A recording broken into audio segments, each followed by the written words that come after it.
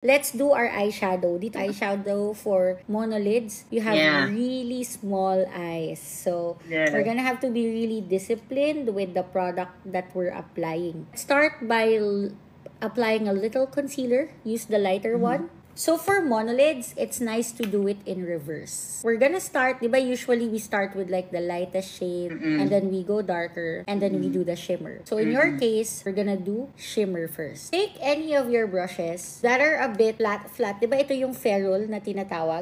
Kuha ka ng brush na flat yung ferrule. I'm not gonna do mine sparingly para you can really see. So kukuha talaga ako ng marami para makita mo, no? Dito ka sa sa baba mag-a-apply. Like you're gonna tap it all over. You can be messy with your shimmer. Tapos yung matitira, just bring it upwards.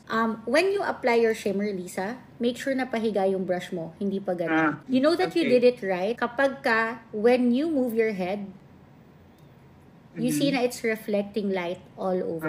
So now you're gonna take the dark brown shade. I'm going to do a dark purple. Make sure to coat the tip really well and then tap off the excess. I'm gonna go near. Can you see me properly? Yeah. Now you're going to treat this as eyeliner. Okay.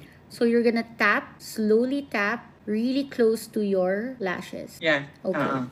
Now, remove the excess product at the back of your hand and then you're going to slowly blend this so that the harsh line disappears. So I'm just using the same brush. It doesn't look good on me kasi I'm not a monolid, but it will look good on you, I promise. And then, yung dito mo, you pull it that way. Para lang may shadow pababa. Downwards. Get your A-type brush, a lighter shade. The light orange kanina or the light peach.